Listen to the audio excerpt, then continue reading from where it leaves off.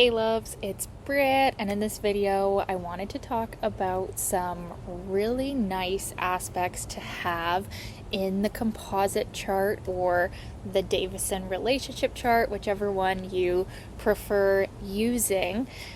With this Mercury retrograde in Leo happening and it's in my 5th house, I'm like thinking back, and one of my favorite things to do is like think about literally every single relationship I've ever had, romantic and otherwise, and think about the synastry and the composite charts and like meditate on the feeling of them and then do videos like this. And I've been slacking on my composite chart aspects a bit because I've been doing so many natal aspects, which are so fun to do, and synastry, of course. And isn't astrology just so great in every way? Anyways. So let's talk about some aspects in the composite chart that I think are really nice. And I'm going to speak from personal experience here. And so I might miss some, right? And I want you guys to tell me your faves in the comments, which aspects in the composite chart you think are just really nice to have. So the first one that I want to talk about is Jupiter trine to Saturn in the composite chart. The sextile, I'm assuming, would be the same, although I've only ever experienced the trine, and I've experienced this in a few long-term relationships that felt really safe and really like Jupiter is like the forward motion energy in a relationship, right? And in the composite chart, it can show like shared goals, and Saturn is very similar in that it can show shared goals as well, but it's also going to show, more karmic themes and, big lessons of the relationship. Now, when you have this trine in the composite chart, it's like you're moving in the same direction and you're like really aligned in life paths, or your life paths like don't conflict, and you guys actually like build each other up, and it's easier to create outer success as well in the outside world, not just a part of your relationship, but the relationship, I feel like it really acts as like this force field of like productive energy when we have Jupiter trine Saturn, because Jupiter and Saturn combined are like the prime manifestation energy, right? Because with too much Jupiter, we go overboard and we're over optimistic, and we, definitely can not get as much done if we're too Jupiterian, right? We can be more talking, more, over promising, right? But if we're too Saturnian, the same thing happens where, well, not the same thing, but like what will happen is that we're too pessimistic and we're too, thinking of all that can go wrong. And, both are needed to really have constructive success in life, right? So when we combine them in the composite chart in a positive way like this, as far as the trine goes here, or the sextile, the conjunction can also be very good, and even the opposition can be okay. The square can definitely present some troubles, and whenever I've had it, or whenever I've seen it, it's like, for whatever reason, the relationship does not actually form. So that's an interesting one, but these are still themes.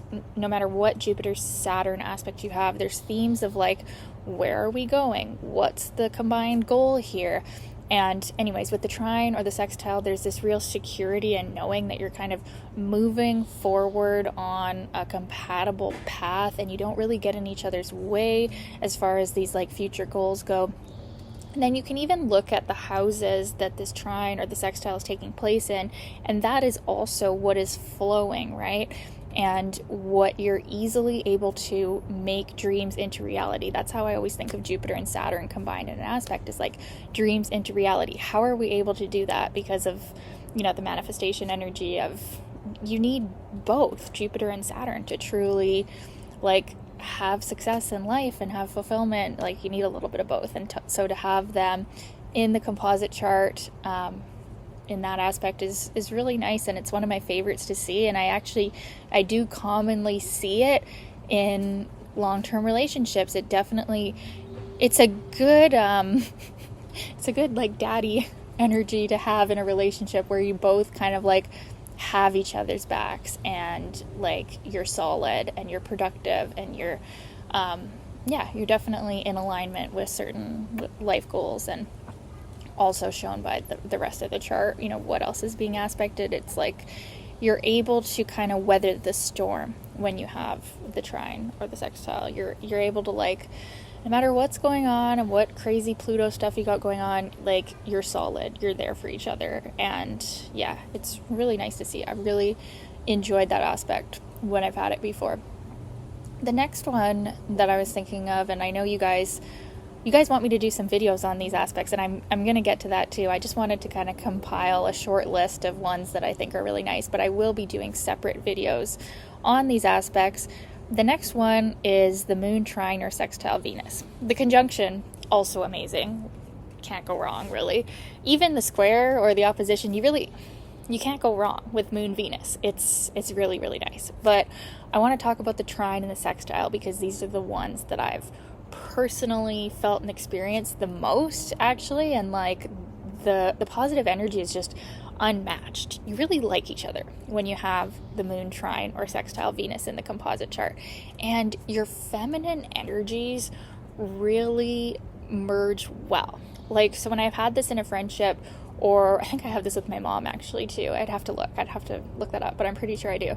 Something like this is going on with my chart with my mom. But anyways, it's how I've experienced it is like there's joint pleasure in these like feminine pursuits. So like getting your hair done, getting your nails done. Like I've had it like with girlfriends, and we're really into like the feminine aspect of beauty and like doing these things together. And like there's a lot of enjoyment of like music or just like what you individually value at the Venus level. So look at your Venuses, and then how you emotionally react to things on the individual level. Look at moons, right?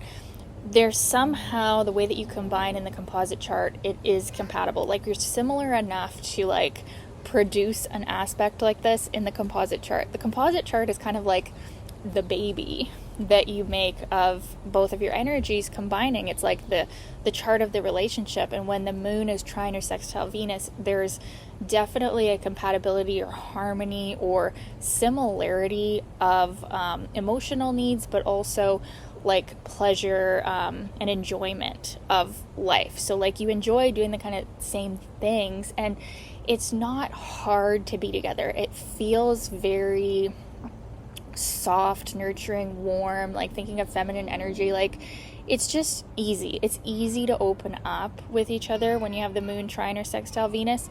And yeah, it's just easy to be together. It's enjoyable. It's pleasurable. You enjoy, going to a concert or, yeah, you can definitely get pretty intimate too in sharing emotional things and sharing your heart and really just having an easy feeling of love for someone that is an incredible stabilizer for maybe other crap that you've got going on in the composite chart. If you throw in the moon trine or sextile Venus, I would consider that to be like a saving grace aspect. Now, it might not be powerful enough to like withstand if you've got every planet opposite to Pluto or something, or square to Pluto. It might not be enough to fix that, but it can definitely show that there's a lot of shared enjoyment and pleasure and warm, good vibes and good feelings together. So the next one that I want to say, the one specifically I'm thinking of is Mercury trine Uranus, because I'm thinking of personal experience, but basically any planet trine to Uranus is like just the right amount of Uranus energy to really make it fun and exciting and like expanding of both of your minds and beings, but not too harsh in that we're going to be shocking each other, or especially if like moon is square Uranus or opposing Uranus, we can hurt each other's feelings a lot. But with the trine, it seems to happen in a way that's more subtle, actually. The awakening is more subtle. It's not quite as fireworks or exhilarating as actually the hard aspects, but there's a real more comfortable level of the Uranus energy. And specifically, I wanted to talk about Mercury trine or sextile to Uranus in the composite chart. There's a real ease in communication and a real friendliness in communication, but also at the same time, the conversations that you have expand both of you. And so you'll think of this relationship as like, whether you end up together or not, there's something that has expanded your mind. Like, you could also have a joint interest in like astrology or something new age or something, that's expanding your mind, right? There could definitely be something like that there's like a shared interest and feeling like mentally you have something in common with this person. You have something to talk about that's enlivening, and like, it's a breath of fresh air to talk to someone when you have Mercury trine or sextile to Uranus in the composite chart. It's like, whoa, like, you feel better off because you've had that relationship. And the other trines are the same. Actually, what other one could I talk about right now? Mars trine Uranus in the composite chart, or Mars sextile Uranus, is really like the ability to be yourself with someone naturally. And like, the other person's impulses, the other person's reactions, or sometimes even their sexual energy is like not off-putting. It's very enlightening. It's very activating. So like, you could have Mars trine Uranus or any Mars Uranus aspect in the composite chart, and it could, like, let's say like you've been celibate for a long time, or like, I know like when I was a widow for a long time, there was quite a long period where I was not with anyone, and it years even to get ready to feel that way again. But the first person, or the first man that activated me in the composite chart, there was a Mars trine Uranus aspect, and I know that's not the only thing going on, but it definitely is a really like awakening, enlivening, but not like in a harsh sense, like not like too much. Sometimes with the square or even the conjunction, it's like, yeah, we're awakened, we're activated, but in a long-term sense, we actually end up aggravating each other. But with the trine or the sextile, it's this really nice, easy flow of like masculine energy, really great compatibility for like working together, and even on some type of project. Doesn't have to be anything sexual, right? Although Mars, whenever I talk about Mars, it's like, well, there's obvious connotations here. We have to talk about that aspect, but there's many other benefits to Mars, because Mars is basically that get up and go energy, like, let's go and do it, right? And if we're having compatible Mars aspects in the composite chart, it shows that we can partner well on actually doing stuff together, and that doesn't have to be isolated to just sexual activity. It can be all types of activity. And with Mars trine or sextile Uranus, you're really gonna get each other going and like learn things about yourself and your physical body and your physical energy. Like, just the expression that I could use to talk about it is like, you feel more you feel more in your beingness, like out of your head and into your body, into your just pure being, when you have Mars trine or sextile Uranus. Or actually, Mars conjunct Uranus can be the same, although there's more anger sometimes with the conjunction. So yeah, these are some really nice ones that I've been thinking about lately. What else do I want to talk about today? I don't want to make this too long, actually, but those are three. What's the other one? What else could I talk about? What is really nice to have in the composite chart? Venus trine Jupiter. Love it. I'm going to do a separate video on this one. It is just amazing. I mean, Venus, Jupiter, anything, you can't go wrong. Conjunct, amazing. Sextile, amazing. Trine, amazing. Square, still good. Opposition, awesome. So you can't go wrong with Venus, Jupiter, but specifically the trine, and could also be said about the sextile, really good vibes. This means it's similar to the Moon Venus trine, except it's a little bit more like philosophical or spiritual, where like you feel really good in each other's presence. You can enjoy similar Venus things, like similar music, or like going to a concert together, stuff like this. You just kind of enjoy each other, but it's a little bit more expansive than the Moon Venus. It's like you really get the sense that like you are benefiting from this, sometimes materially even. Sometimes you could feel like both, and this is the composite chart, so it's not like one person is getting the material benefits and the other person isn't. It's like you both kind of increase each other. We could see that with the conjunction also.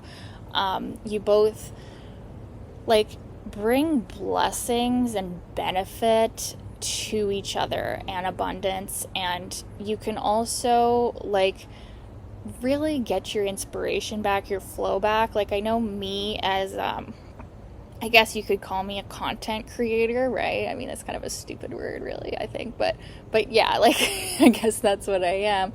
And like in these relationships, I've actually had it in many long-term relationships, I've always become very inspired and created a lot of content in these relationships, like, and that has helped my online business and brought me clients, or brought me just people to connect with on any relationship level. So it's definitely like these relationships with a Venus-Jupiter aspect that's positive really help you like just call in more in all aspects of your life, and you can really be generous with each other. Now on the downside, that one you can definitely overlook a lot because there's so much enjoyment and pleasure in being together. You could overlook the fact that like they have a insane red flag or something, but you don't really care because you just feel so good together. And sometimes it isn't even like, it's like it is worth it because of how good it is and how beautiful it feels to be together. So yeah, I'll just leave it at that. This is already kind of long, but those are some of my favorite trines, I guess. I could have called it just my favorite trine aspects, but I want to say just really nice aspects, and trines are really, really nice to have. And these are some of my favorites that I've just been thinking about how, yeah, I really like these aspects. And there'll be more to come, I'm sure, because I'm always thinking about astrology and meditating on my life and all the relationships that I've had. And yeah, these are some of my favorites. I'd love to know yours. And yeah, keep your requests coming. I'll do a few more right now. I have, my son is at his grandpa's right now, and I got some time to create content, and yeah, I'm excited. So more videos are going to come on the composite chart. I'll leave you with that. Love to hear from you guys. Thank you for watching, and we'll talk soon.